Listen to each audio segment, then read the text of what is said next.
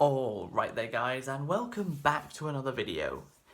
Today it's another edition of Video Game Chat. We haven't done this in just over a month. Last time we did this, we were talking about Kirby's Epic Yarn. Today we're going to be talking about Lego Batman. And more specifically, the first game, Lego Batman 1. And why it is possibly the best Lego game out of them all. So, Lego Batman 1 was released in 2008, September 23rd to be exact. So, just over a month ago, the game had its 13-year anniversary. And honestly, I really do love this game.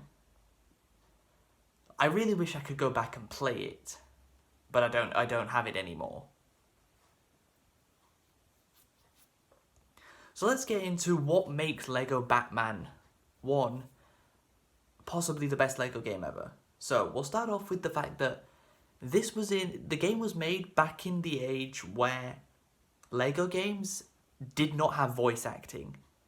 You know, that golden age of Lego games, like Lego Star Wars The Complete Saga, Lego Indiana Jones 1, Lego Batman 1.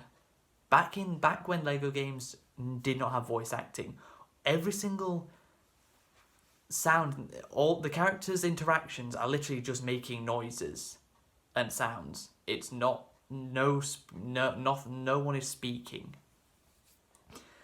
And if we're being honest, that's probably most of what people want Lego games to be like nowadays. They still want there to be no voice acting because Lego games have more charm without the voice acting, in my opinion, and a lot of other fans of Lego games think that too.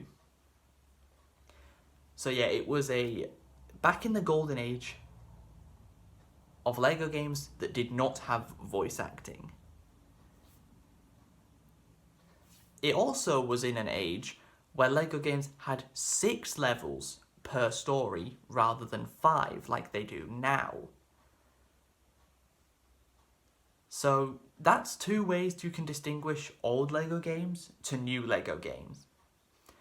Older Lego games had 1 more level per story than they do now. And they also didn't have voice acting, which they do now. So the story of Lego Batman 1 is that the 3 main villains, the Riddler, the Penguin and the Joker, have escaped from prison, and all the other, more secondary villains have also escaped with them. The Riddler's team consists of himself, Two-Face, Poison Ivy, Mr. Freeze and Clayface.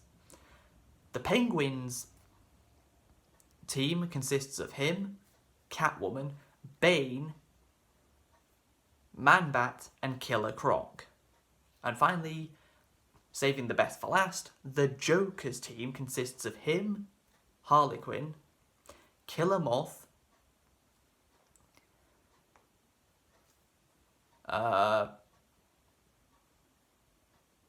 himself, Harley, Killer Moth,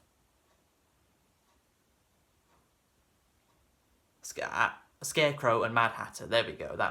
Those were the 2 I was missing. So the one thing that makes Lego Batman 1 unique compared to the other Lego games that were made around the time is that for the hero side, where you play as Batman and Robin, every single level in the game has a boss battle. Whether it's actually taking on one of the villains or one of their vehicles, you always have a boss battle at the end.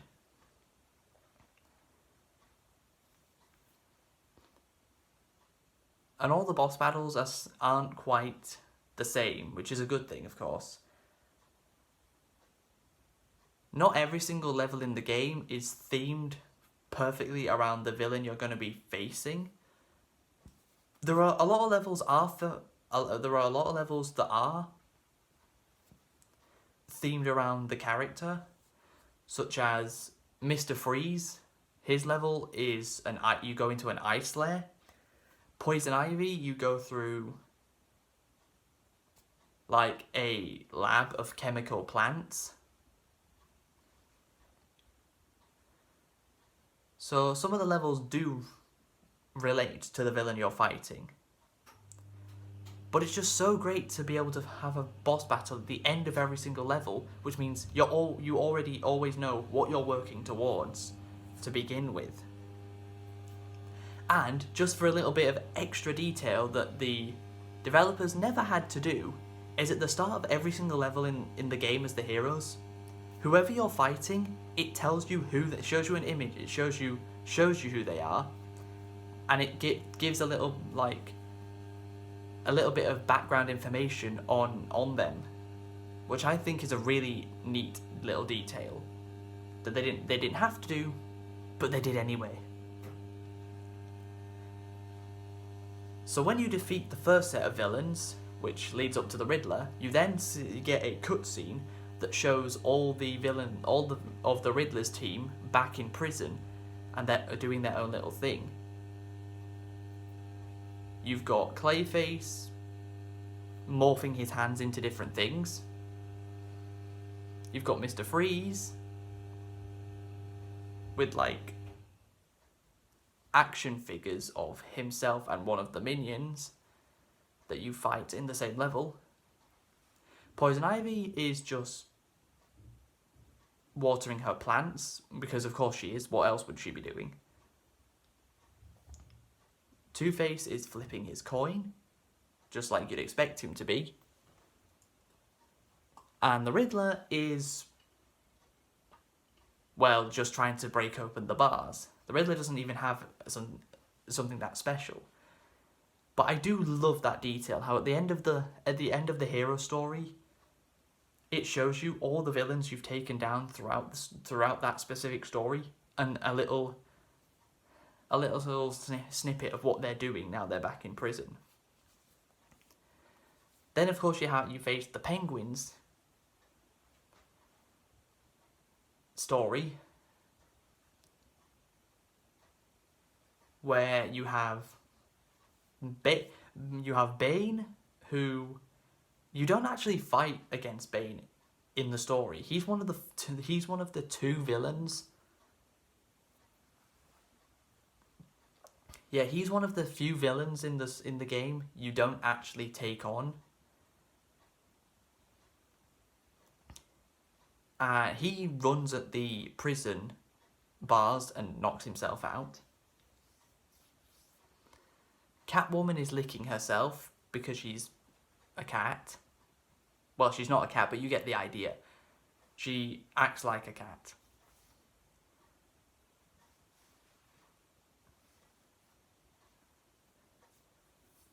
Killer Croc is still knocked out. Man-Bat is reading the paper upside down.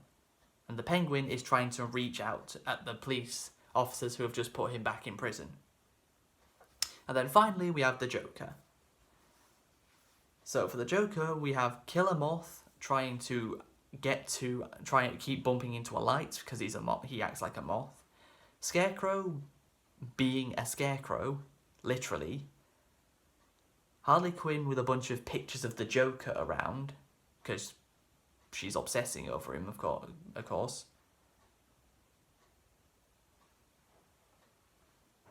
Mad Hatter playing with his card tricks.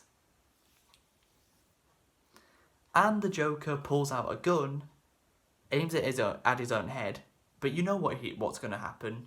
He shoots it, and a sign comes out with the word bang on it. So even after you've done all of that as Batman and Robin, you've played through the hero story, you've taken down the Riddler's team, you've taken down the Penguin's team, and you've taken down the Joker's team. The game would have felt a little bit short, but even that would have felt pretty good. But no, then the game allows you to play as the villains through the same 3 stories, but from the villain's perspective. Because the villains have already done what they need to do by the time Batman and Robin get there. But what the villain story does is allow you to play as the villains and complete those tasks that the villains did that they already had done by the time Batman and Robin got there. Which I think is great. Of course, playing as the villains, you don't get to fight a boss battle at the end of every single level, because the villains are the ones you do fight as the heroes. Like, the only strong enough heroes to take on are Batman and Robin. So you play through the Riddler story, where the Riddler is in every single level in the story, and he just has a different partner. First he has Clayface, then Mr. Freeze, then Poison Ivy, then Two-Face. Like, you have the main villain of the story will have the number of partners will go in the order that you fight them as Batman and Robin. So, the Penguin starts off with... Well, he starts off with Bane, actually, who you don't actually fight. Instead, you play as Bane, and he kicks a lot of ass in the one level he's playable. Then you play as Penguin and Catwoman. Then Penguin and Killer Croc. Then you play as Penguin Submarine, which you also fight as Batman and Robin. Then you play as Penguin and Catwoman again. Then for the Joker, you start off as him and Harley Quinn. Then you play as his plane. Then you play as the Joker's helicopter and Scarecrow's biplane. Then you play as Joker and Scarecrow together. Then you play as Joker and Killer Moth, and you finish off exactly how you started, with the Joker and Harley Quinn.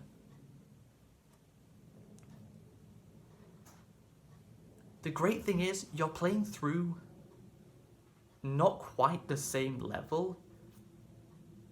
You're playing through the same level, but different areas of the level that you never accessed as Batman and Robin, that you do access as the villains.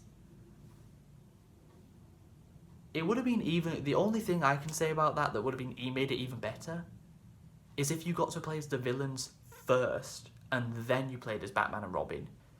Because it would have made more sense, because everything the villains do, is set before what the heroes do. So it would have added an even bit extra layer onto the game if you played as the Riddler, did the Riddler story as the villains first, and then you played through it as Batman and Robin, because you'll have seen everything that happened beforehand that you're now trying to take down.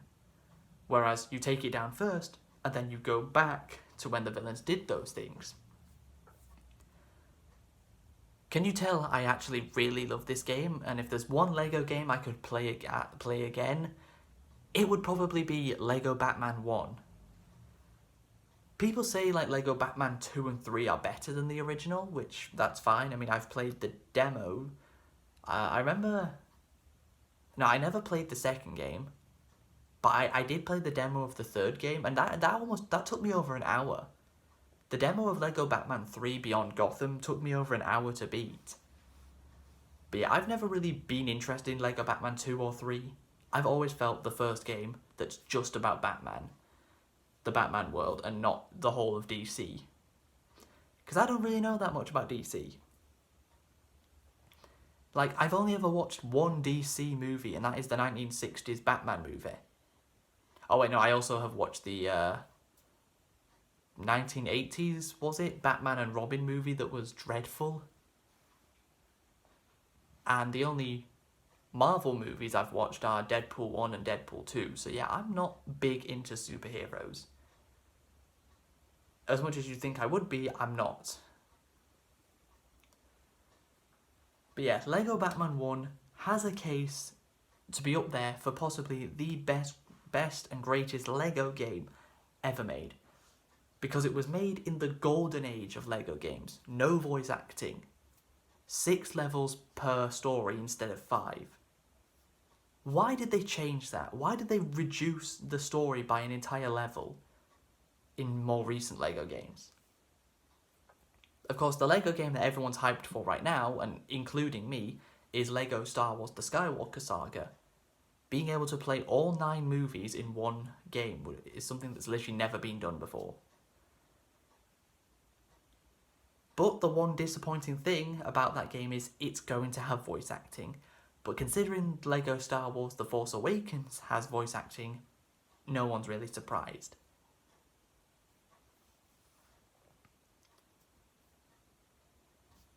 I just feel that even without voice acting, the characters, the game has some sort of this charm. LEGO games without voice acting have a certain charm that has never been replicated by LEGO games with voice acting. Do you guys agree with me on that? I know most LEGO game fans do. And I do believe, I fully understand where they're coming from. But that is going to be the end of the video. I hope you guys have enjoyed. What's your favourite LEGO game? Is it LEGO Batman like mine? Or is it maybe LEGO Star Wars, The Complete Saga? Or maybe even LEGO Indiana Jones 1? I'd be very surprised if it was LEGO Indiana Jones 2, because that game really isn't as good as the original. I feel like LEGO Indiana Jones 2 is like that one game that doesn't have voice acting, but feels like a LEGO game that does have it, in terms of the way it works.